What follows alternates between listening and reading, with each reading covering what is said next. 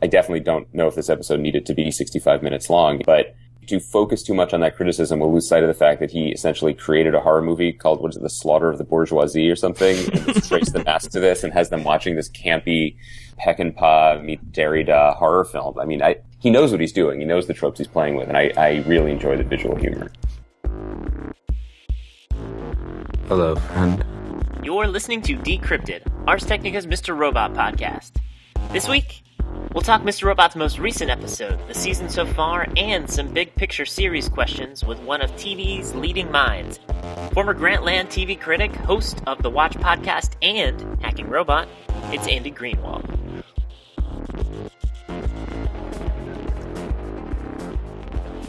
Ars Technica's Nathan Mattice here. You're listening to Decrypted. I was going to start off by talking about what I consider to be some of the biggest surprises of the season so far. You know, what were the odds that we saw White Rose before we saw Terrell Wellick, or that we'd get around to episode, let's call it episode 4, and Elliot just touched a keyboard for the first time. I also thought about talking why the show is starting to remind me more and more of Breaking Bad. Whether we're talking about the pre-title sequence stingers, the show's use of humor, or just how exceptionally kinetic the show can be, even if some of its scenes boil down to person 1 talking to person 2. What you're saying, you sounded like George W. Bush, for crying out loud. But rather than do what's becoming one of my regular essays to open the show, this week I've got 20 good minutes with one of the leading minds on Mr. Robot. You might recognize the name Andy Greenwald if you, like me, grew up a pop culture fan in the early 2000s, dying to work for Spin magazine. And then he rose to even more prominence with the rise of the website Grantland, with Andy as the primary TV critic. These days you can hear his thoughts on pop culture at large over at the Watch podcast, which is part of the Channel 33 podcast network, and his work there has helped transform him into a TV host of his own right, whether it's talking about the After the Thrones, Game of Thrones post-game show, or the new Hacking Robot show on USA, which covers Mr. Robot. Andy was kind enough to take some time out of his day to chat about the most recent episode and then get into a little bit of the nitty-gritty for Mr. Robot's season at large and a lot of the big-picture television questions this series brings up. All right, joining me this week on the podcast, I've got the great Andy Greenwald, former TV critic at Grantland, current host of Hacking Robots, and also of the excellent TV podcast, The Watch. Andy, thanks for taking some time out of your day. Thanks for inviting me. The pleasure is absolutely all mine. I think I actually learned about Mr. Robot through reading your work at Grantland. So in some weird way, we're here today because of the work you were putting out. Oh, okay. I'll thank myself then. I think that's fair. Let's talk about what's happening on screen so far this season in Mr. Robot. I believe on The Watch recently, you guys made an excellent point that Mr. Robot Season 1 was a kinetic action ride that really gripped a lot of people because of how it moved and because of how it chewed up a bunch of plot.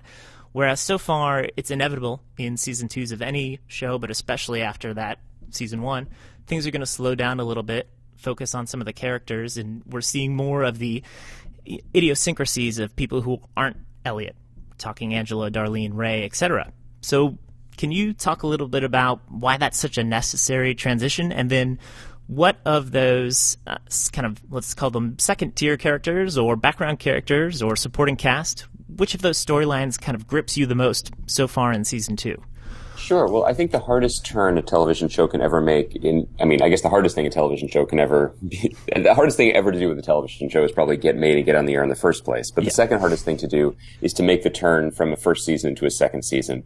And what's really essential for a TV show to survive or even thrive in traditional terms is to develop a show that is as broad as it is deep. And the thing that was so striking about Mr. Robot Season 1 is that it was essentially a story told from the perspective of one deeply damaged character. Everything was filtered through Elliot's mind and through his eyes and through his voice, to a degree that was really quite unprecedented. And I don't know if people even believed it would be possible. The truth is, it's not possible to sustain that for more than one season. And I think Sam Esmail, the show's creator, would agree with that.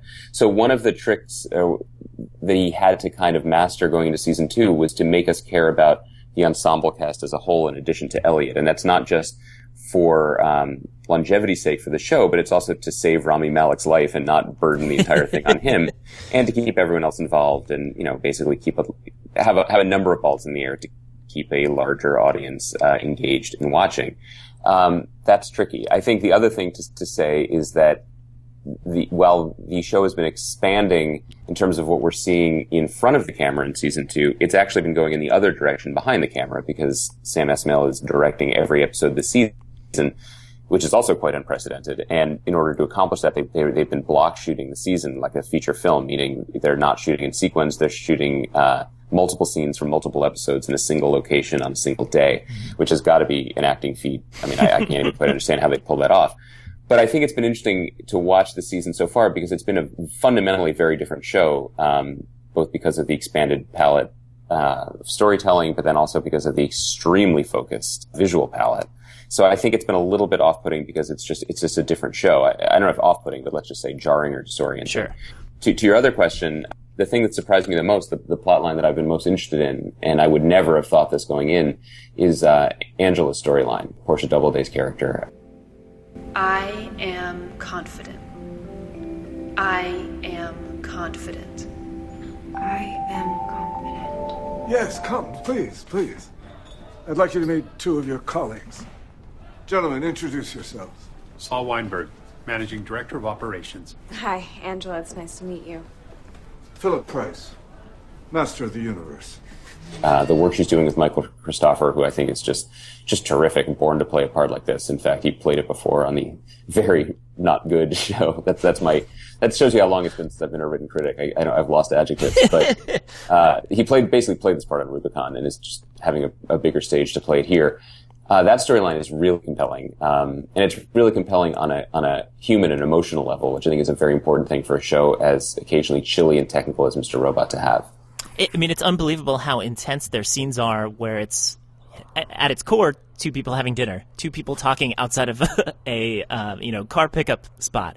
But man, the complexities there, which I'm sure there's still much, much more to unravel as to what Philip Price's actual intentions are. But I'm with you. When Angela first shows up and she's tied up in Ollie's storylines, you're kind of worried that we're going to be spending time with her as a character. And This season, I couldn't get enough. Yeah, he's so good at playing power and the sort of the casualness of true power. People who have so much money that they can afford to have long digressions about Semifredo, can afford to not really care so much about how they look or how they walk or even what other people think of them.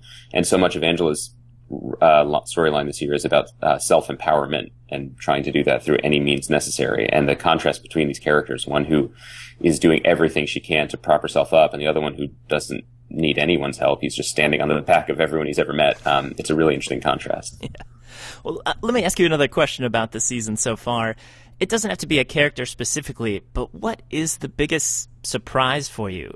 If you told me going into the season we would see White Rose before we saw Terrell Wellick, or that, Elliot would essentially be confined to a very strict regimen over and over again and really not touch a keyboard until this week. There's a lot of things that, when you look at them in that degree, are surprising, but what stands out for you in that regard? I think you said it. I think the complete absence of Terrell is interesting, and surprising. Although when you think about the sort of storytelling box that they wrote themselves into with that character, who is essentially the most wanted man in the world, I don't know how you casually bring him back or just have him hanging around in the arcade. I am a little bit surprised. I knew from talking to Sam, at the end of last season and the off season, that he was very excited to go backwards in the storytelling and talk about how F Society was founded, to talk about Elliot and Darlene's family history. I am a little bit surprised at how deep he's gone into those things, perhaps at the expense of moving the larger world plot forward. But I guess overall, my biggest surprise, and this is a happy one, is I just think the show's been very, very low-key funny this season. I think, I think that people are going to, we're talking after having seen the season's, I guess technically it's the fourth episode. Right. I think this episode will get some criticism for the pace of the storytelling, and Sam himself tweeted today, Wednesday, that he apologizes for this episode being extra long and promises to be shorter going forward. I definitely don't know if this episode needed to be 65 minutes long in total runtime, but I think to focus too much on that criticism will lose sight of the fact that he essentially created a horror movie called, what is it, The Slaughter of the Bourgeoisie or something, and traced the mask to this and has them watching this campy Peckinpah meet Derrida horror film. I mean, and the way that the music crescendos with Elliot holding the mask. I mean, he knows what he's doing. He knows the tropes he's playing with, and I really enjoy the visual humor. I mean, clearly what the film is doing is debunking the notion that American society is classless. Meritocracy, my ass. Long live the oligarchy. You would never necessarily compare these two shows based solely on the plots they're playing out, but things like how Mr. Robot has shown a sense of humor, whether it's Joey Badass or that fake film, really reminds me of why everyone loved Breaking Bad. An extremely kinetic plot show with beautiful visual aesthetic, but it also knew how to laugh at itself. And in this season in particular, if the pre-credit stingers continue to kind of have this theme of looking back, that was another kind of trademark of Breaking Bad, that they always seem to think of that and make all 12 stingers a cohesive unit. Yeah, I think that's a great point, a great observation. I think that obviously Sam is a big fan of Breaking Bad, and I think he has a lot of knowing winks to previous shows and previous great shows. I mean, a lot of people talk about going down rabbit holes of fan theories with the show, but he did the same thing himself on Reddit boards with Lost. I mean, he definitely steers the show in those directions intentionally. Coming up next on Decrypted, more with Andy Greenwald. We'll get into how Netflix might be partially responsible for this season of Mr. Robot, and just how he feels about the rise of the TV after show, Hacking Robot included. But first, word from our corporate overlords.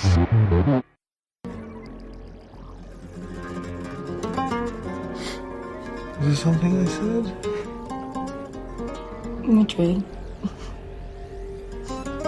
Do you really think you'll ever afford that?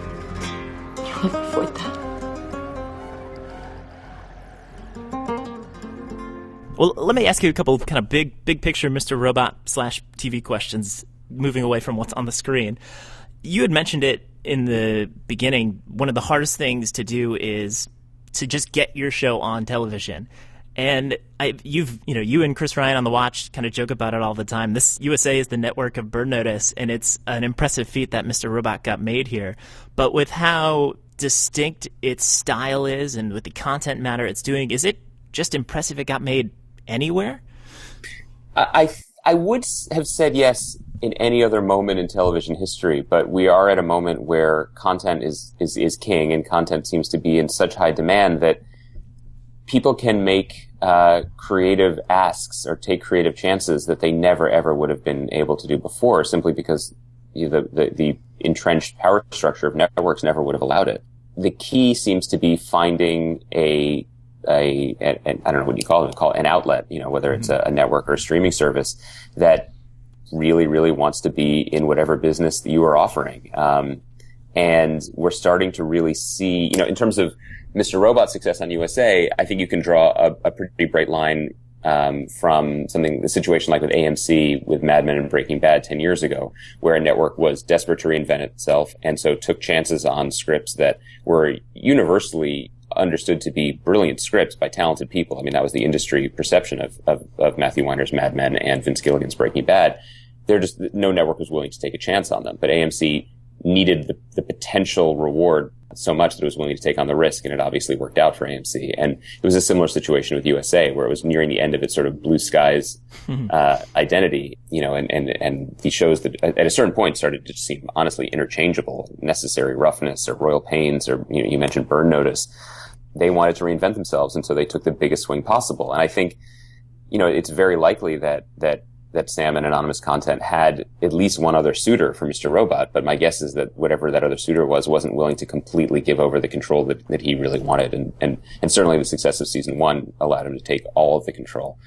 But we're seeing, with something like Stranger Things on Netflix now, there is reward for these services to basically let people realize their visions in a very idiosyncratic or very personal way. And I think that, my hope is that we'll see more of it, but then there's always you run the risk that you'll have something completely indulgent and you empower the wrong person, like True Detective season 2.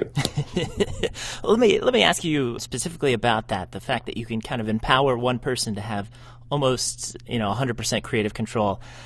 Did that that fundamentally changes your old job as TV critic, right? I think you've mentioned this on The Watch as well, but when people are evaluating Mr. Robot week to week, I like this episode, I don't like this episode, it's in some degree a disservice because Sam has the full season vision and is executing that as close to anybody could as his vision. It's no longer even a director change week to week.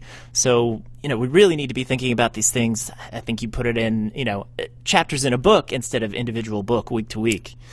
Yeah, I generally like to push back against that, and not only because I used to have to literally review things week to week, but I appreciate the uniqueness of television, which allows us, it's a very mutable and very fluid art form that can be something in macro, with the collection of all of the disparate episodes, and it can also be something week to week. And I really believe in the episode as a very distinct piece of art, basically. But the key to remember is that not every showrunner or creator thinks that. David Simon was the first person to talk about, at least that I know of, to talk about episodes as just chapters in an overall book. It's very, very hard to pull out any one single episode of The Wire and hold it up as an exemplar of what many people believe to be the greatest series in history. Vince Gilligan came from network TV and felt differently, as did Matt Weiner. Their, Mad Men seasons and Breaking Bad seasons added up to something and were cohesive, but individually episodes could be peeled off and, with radically different styles and different points of view and different tones. I think we're seeing with Sam, he considers himself a filmmaker first and foremost, and I think getting full directorial control this season means that he's making essentially a 12-hour movie. My only disappointment with the season so far, honestly, is that the episodes are not particularly distinct, and I wonder if you could even do that if you were doing that sort of block shooting that he was doing this season. So I think it really comes down to a more of a case-by-case basis. There are certainly still shows and creators who believe in the episode. I would point to Noah Hawley, who is a novelist and certainly in making limited series like Fargo is making one story, but believes very strongly in disorienting and jarring and surprising viewers week to week. Yeah. Well, I don't want to keep you much longer. I know you're a busy guy. 2 quick big TV questions, if you don't mind. The first being, you talked about this as well, the fact that there's so much content being made today and so many different venues. I know you're a person who thinks a lot about that, and to my simplistic mind, the idea of the streaming services are what kind of push that. When Netflix starts making original programming, that changes the game for everybody.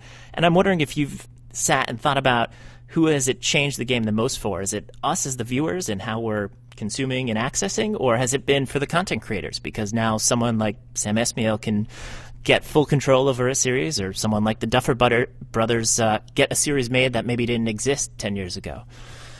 I think it's just radically changed the landscape for everyone to a degree that we haven't quite fully processed. I think it's a very different kind of change. I think for viewers, it's gravy. I mean, when there was all the talk after John Landgraf's speech last year about peak TV and too much TV, the analogy I made was that, if you go to an all-you-can-eat salad bar, you never complain about the portions. It's really sort of disingenuous to sort of concern troll the consumer who suddenly has 1,000 choices, most of which are very good. It makes it harder to make overarching narratives, basically, and draw connections and frankly, just to watch everything, let alone cover everything. In terms of creators, I think it's a time of enormous opportunity, as times of instability often are. People are getting rich off of this. People are staying in work longer because of this. Whereas before you might work on one show in the course of a year. I know people who have jumped, to as many as 3 different writers' rooms in a single year. They're not necessarily getting rich off it, but that's nice to be constantly working as opposed to, great periods of drought that I think TV writers and a lot of creative people have in general. I think the big opportunity is to the people that you mentioned. Sam Esmail, an enormous talent, had made one indie film that was, moderately well received and is now in control of this, multi-million-dollar enterprise that a major company, a major network has basically staked its future on. The Duffer Brothers must have enormous, they're clearly enormously talented, and they must have very good representation and very good reel and very good, they must give great meeting because, totally. I think their IMDb page is what's like an episode of Wayward Pines or something. And they wrote and directed the show that is come out of nowhere to basically be the show of summer 2016. So the only constant is that no one really knows what's happening yet. And if they say they do, they're lying. I think people are just trying to play a symphony on instruments that haven't been invented yet. And I don't mean to make a Mozart in the Jungle reference, but when I talked to Joel Stillerman, who's the head of AMC, about his decision to renew *Halt and Catch Fire*, a show I really love that has just absolutely infinitesimal ratings, he was basically making the argument that he can make the numbers work thanks to, the studios owning the show in-house, thanks to tax breaks, thanks to the money made by The Walking Dead, basically to invest in the show because he knows at some point having a library of 5, whatever, maybe well-regarded seasons of *Halt and Catch Fire* will be monetizable in the future. That future isn't here yet, but at some point when AMC Networks goes over the top, like HBO Now or whatever, he knows that is going to make sense, but that's a very risky position. If you're, it sounds like I'm talking about a hedge fund guy. And so I think the people who are succeeding are the ones who are willing to basically stick their necks out, whether it's in a financial sense or a creative sense. For the audiences, it's gravy. One last question, and I'll let you go. But I have to say congrats because you were the host of the after show for Mr. Robot this season, and you have another episode coming up. I do. How do you see the role of those? And it strikes me as that might also be something that has emerged from the, and apologies for the startup language, the Netflix disruption of television. The after show kind of find an avenue as we're all watching different things and all kind of communicating silently through Slack channels and over GChat. The after show is kind of a new communal space that maybe the office water cooler used to occupy. Yeah, I think that's certainly what's emerged. I think, I've had an amazing time, an amazing opportunity working with my friend Chris on After the Thrones, and then doing this hacking robot thing was really fun. But the role that these shows play is something I think I'm still trying to wrap my head around, and I think studios and creators are still trying to wrap their heads around it too. All I can say is, the rise of whether it's peak TV or golden age of TV has created this culture where people do love talking about it. People love sharing it. It's a very community-based experience. It's the most communal medium I think that we have in entertainment, which is one of the reasons why I love it. So it makes sense that the networks would want to try and harness some of that enthusiasm, some of that community for themselves.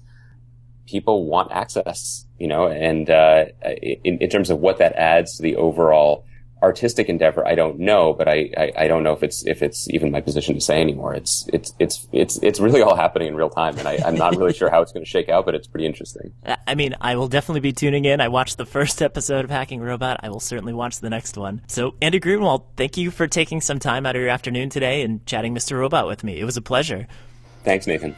Thank you. That's it for this week's Decrypted. Tune in next week where we might turn an eye to the show's visual language and catch up on where the season stands just shy of the halfway point. Thanks again this week go out to the Audio Network, who provide all the music you hear going on in the background, and of course to our guest Andy Greenwald for taking some time out of his day. Make sure you're following Decrypted wherever you get your podcasts, iTunes, Stitcher, or directly through RSS. If you got questions, comments, or thoughts, feel free to reach out to us, either through the Ars Technica forums or via email, social@arstechnica.com. Just put Mr. Robot in the subject line. Until next time. I know the cops took all your joints. I can help roll them for you if you'd like.